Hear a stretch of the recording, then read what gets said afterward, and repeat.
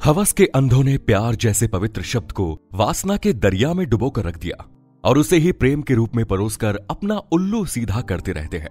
यह आचरण अब स्कूल के बच्चों तक में फैल गया है और इसका परिणाम कितना भयानक है, ये हरियाणा के एक मामले में देखने में आया, जहां एक 13 साल की लड़की को एक साथ एक से अधिक लड़कों से प्यार हो गया। अब इसे प्यार कहा जाएगा या फिर वासना का नशा, ये आप इस वीडियो को आखिर तक पूरा देखने के बाद तय कर लीजिएगा और अपना डिसीजन हमें कमेंट बॉक्स में लिखकर जरूर बताइए।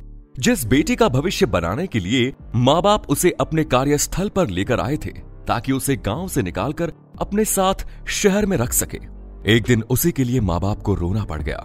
यह घटना हरियाणा के सोनीपत जिले की है। सोनीपत जिले में घटी यह घटना यहाँ के राई थाने के अंतर्गत आती है, लेकिन जिस घटना ने सबको हैरान करके रख दिया, इस घटनाक्रम की शुरुआत मध्य प्रदेश के टीकमगढ़ से होती है। टीकमगढ़ के रहने वाले गंगाराम की शोभा नाम की एक महिला से शादी हुई। शोभा पहले से ही शादीशुदा थी, परंतु उसका पति अब इस दुनिया में नहीं रहा था। पहले पति से उसे एक बेटी थी। आगे चलकर उसने गंगाराम से शादी की। आगे चलकर गंगाराम से भी उसे एक बेटा और एक बेटी हुई। बेटी का नाम आस्था रखा गया। उसकी उम्र 4 साल और बेटा ऋत्विक था, जिसकी उम्र 5 साल थी। परिवार बढ़ गया तो गंगाराम के खर्चे भी बढ़ गए, लेकिन उसकी इनकम तो उतनी ही थी। अपनी आमदनी बढ़ाने के बारे में वो सोच ही रहा था कि तभी उसके दिमाग में यह ख्याल आया कि अब यहाँ से बाहर चला जाए। उसने अपनी पत्नी शोभा से बात की तो वो भी उसके साथ टीकमगढ़ छोड़ने के लिए राजी हो गई। अब साल 2021 में दोनों पति पत्नी अपने दोनों बच्चों के साथ टीकमगढ़ से रवाना हुए और वो हरियाणा पहुंचे। हरियाणा के सोनीपत जिले के राई थाना के अंतर्गत आने वाले एक गांव में वो आकर रहने लगे और यहीं ही दोनों मजदूरी करने लगे। शोभा के पहले पति से जो बेटी थी उसकी उम्र 13 साल थी और उसका नाम नीतू था। उसे फिलहाल इन लोगों ने टीकमगढ़ में ही रखा, उसे अपने साथ नहीं लेकर आए। दोनों पति पत्नी इस क्षेत्र में मजदूरी का काम कर रहे थे। दरअसल गंगाराम राज मिस्त्री का काम जानता था। वो जहां भी काम करता था उसके साथ उसकी पत्नी शोभा भी काम करने के लिए चली जाती थी। दोनों पति पत्नी घर चला लेने लायक अच्छा पैसा कमा रहे थे। आसपास के क्षेत्र में उनकी छवि भी अच्छी बन गई थी। इसके बाद साल 2023 आया। उनकी जो बेटी टीकमगढ़ में रहती थी अपने दादा दादी की सेवा करती थी। अब इन लोगों ने सोचा कि क्यों ना इससे नीतू को भी अपने पास ही बुला लिया जाए। फरवरी 2023 में नीतू भी अब टीकमगढ़ छोड़कर अपने माता पिता के पास चली गई। उसकी उम्र अब 14 साल हो गई। यहाँ उसका एडमिशन करा दिया गया। नीतू घर का कामकाज करने के साथ साथ अपनी पढ़ाई लिखाई भी किया करती थी। नीतू ने घर के काम को अच्छी तरह से संभाल लिया। वो सुबह का नाश्ता बनाकर स्कूल चली जाती थी। ये घटना अप्रैल के महीने की है। एक दिन नीतू ने अपने पिता से कहा कि उसे कुछ किताबें चाहिए, या तो आप पैसे दे दीजिए या फिर खुद ही खरीद कर ले आइए। तब गंगाराम ने कहा कि तुम चिंता मत करो, मैं तुम्हारी माँ को पैसे दे दूंगा, वो तुम्हें खरीद कर दे देंगी। इसके बाद पति पत्नी अपने काम पर चले जाते हैं। पत्नी का काम जल्दी खत्म हो जाता है। वो पति से पैसे लेकर किताब खरीदने के लिए निकल जाती है। जैसे ही वो घर पर पहुंचती है तो देखती है कि घर में दोनों बच्चे तो हैं, लेकिन बड़ी बेटी नहीं दिखाई दे रही। शोभा उसे ढूंढती हुई छत पर जाती है, लेकिन छत पर जाने के बाद जो भयानक सीन उसने देखा, उसे देखकर वो चीखें मारकर रोने लगती है। उसने देखा कि उसकी बेटी नीतू पेट के बल जमीन पर गिरी पड़ी है। उसकी आवाज सुनकर मकान मालिक और आसपास के लोग भी इकट्ठा होते हैं। इस बीच पुलिस को फोन किया जाता है। नीतू को अस्पताल ले जाया जाता है, जहां डॉक्टरों से मृत घोषित कर देते हैं। नीतू का पिता गंगाराम भी वहां मौजूद पहुंचता है और अपनी बेटी की ऐसी हालत देखकर हैरान हो जाता है। पुलिस आसपास के लोगों से पूछताछ शुरू करती है, क्योंकि शोभा और गंगाराम अभी ऐसी सिचुएशन में नहीं थे कि पुलिस को बयान दे सके। पुलिस अपने हिसाब से इंफॉर्मेशन निकाल रही थी, लेकिन तभी सोमवार गंगाराम ने खुद सामने आकर कहा कि वो इस मामले में कोई कार्रवाई नहीं करवाना चाहते। जाने वाला चला गया, वो अपनी बेटी का पीएम भी नहीं कराना चाहते। तब पुलिस ने कहा कि आप हमें ये सब लिखित में दे दीजिए, तो वो अपना रिटर्न स्टेटमेंट दे देता है। इसके बाद पुलिस डॉक्टर से मिलती है और लड़की का पोस्टमार्टम कराती है। पोस्टमार्टम की रिपोर्ट में ये बात निकलकर सामने आती है कि लड़की की मृत्यु गला घोंटे जाने की वजह से हुई है। पीएम रिपोर्ट में दुष्कर्म की पुष्टि नहीं होती। मामला एक लड़की से जुड़ा था और उसकी हत्या का था, इसीलिए पुलिस अब इस मामले की जांच अपनी तरफ से शुरू करती है। इस बीच यह जानकारी मीडिया को भी लग जाती है कि 14 साल की एक लड़की की इस तरीके से हत्या हो गई और ये मामला मीडिया की सुर्खियां बन गया।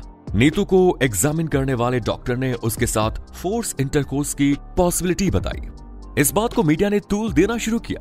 अपनी जांच के दौरान पुलिस मरने वाली लड़की के माता पिता से भी पूछताछ करती है।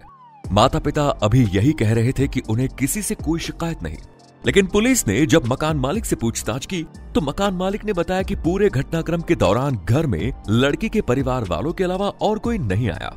पुलिस का सीधा शक अब लड़की के माता पिता यानी कि गंगाराम और शोभा की तरफ गया। पुलिस ने इन दोनों से पूछताछ का तरीका बदल दिया। पुलिस की कड़ी पूछताछ के आगे ये दोनों पति पत्नी टूट गए और इन्होंने जो स्टोरी बताई उसे सुनने के बाद तो पुलिस के भी रोंगटे खड़े हो गए। नीतू की कहानी उसके दादा दादी के घर यानी कि टीकमगढ़ से ही शुरू हो जाती है। जब वो केवल 13 साल की थी, उसी समय 6वीं क्लास में पढ़ रही थी। वो 6वीं क्लास के ही एक लड़के के साथ बातचीत किया करती थी। तब उन्होंने ये कहकर टाल दिया कि अभी छोटी सी बच्ची है। अभी ये सब चल ही रहा था कि नीतू को टीकमगढ़ छोड़कर हरियाणा के सोनीपत अपने माता पिता के पास जाना पड़ा। सोनीपत आने के बाद भी नीतू को लड़कों से बातचीत करने का मौका मिल जाता था। दरअसल गंगाराम और शोभा काम के सिलसिले में दिन भर बाहर रहते थे। नीतू अपने दोनों भाई बहनों के साथ घर में अकेली रहती थी। भाई बहन छोटे थे, इसीलिए नीतू इसका फायदा उठाकर खुलकर लड़कों से बात करती थी। उसके पास एक फोन भी था। एक दिन शोभा ने नीतू को फोन पर किसी लड़के से बात करते हुए पकड़ लिया और उसने उसी दिन नीतू की काफी पिटाई भी की। इसके साथ ही शोभा ने नीतू को अच्छे बुरे का ज्ञान भी दिया, उसे समझाया और नीतू ने भी माँ को भरोसा दिलाया कि अब वो आगे से ऐसा नहीं करेगी। लेकिन नीतू माँ को दिए गए वादे पर कायम नहीं रह सकी और उसने एक बार फिर लड़कों के साथ नैन मटक्का और गपशप करना शुरू कर दिया। शोभा हर बार नीतू का मोबाइल पकड़कर छुपा दिया करती है और नीतू हर बार मोबाइल का इंतजाम करके लड़कों से बातचीत करती है। वो अभी बाथरूम में छुपकर बात करती है तो कभी रात में उठकर बात करती। गंगाराम भले ही ना समझ पाए, लेकिन शोभा इस बात को समझ गई थी कि अब नीतू उसके हाथ से बाहर जा रही है। लगभग 1.5 महीने में नीतू कम से कम 50-60 बार लड़कों से बात करते हुए पकड़ी चुकी थी। शोभा अपनी तरफ से सारी कोशिश करके हार चुकी है।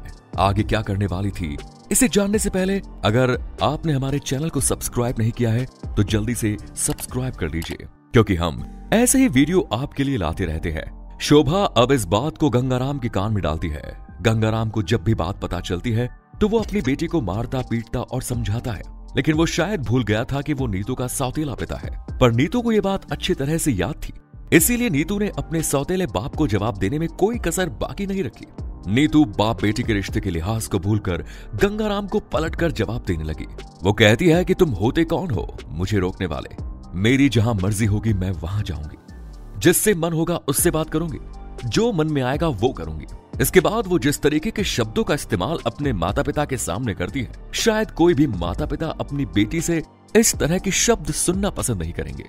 एक बार गंगाराम के सामने नीतू का मुंह क्या खुला, माँ बाप का मुंह बंद हो गया और नीतू की हरकतें खुलकर सबके सामने आने लगी। अब वो माता पिता के सामने ही लड़कों से बात करती, उनसे उल्टे सीधे हंसी मजाक करती। इस बात को लेकर घर में आए दिन कलेश होने लगा और घर का माहौल भी खराब हो गया। यह घटना 29 अप्रैल की है, जब परिवार के सभी सदस्य रात में बैठकर खाना खा रहे थे। तभी नीतू फोन पर किसी लड़के से बात कर रही थी। गंगाराम एक बार फिर अपनी बेटी को प्यार से समझाता है कि तुम जो कर रही हो वो गलत है, इसे बंद कर दो। लेकिन नीतू अपने पिता को उसके मुंह पर ही सीधे जवाब दे देती है कि मैं इसे बंद नहीं करूंगी, मुझे ज्यादा परेशान करोगे तो मैं किसी लड़के के साथ भाग जाऊंगी। इसके बाद वो खाना छोड़कर उठ जाती है, फिर अपने कमरे में जाकर अंदर से दरवाजा लगा लेती है। आज गंगाराम और शोभा को इस बात का एहसास हो जाता है कि उनकी लड़की नीतू अब न केवल उनके हाथ से निकल चुकी है, बल्कि वो उनकी बदनामी का कारण भी बनने वाली है। इतना ही नहीं, घर में मौजूद 2 छोटे छोटे बच्चों पर भी इसका बुरा असर पड़ रहा है। इन सब से छुटकारा पाने का वो दोनों एक भयानक तरीका सोचते हैं और उसको अंजाम देने की तैयारी करते हैं। सुबह 7 बजे दोनों नीतू के कमरे में जाते हैं। गंगाराम नीतू के पैर पकड़ता है और शोभा नीतू के सीने पर बैठकर उसका गला दबाने लगती है। थोड़ी ही देर में नीतू दम तोड़ देती है। इसके बाद दोनों उसकी डेड बॉडी को छत पर जाकर छुपा देते हैं। इसके बाद वो दोनों नीतू की हत्या को कोई और रंग देने की तैयारी कर लेते हैं।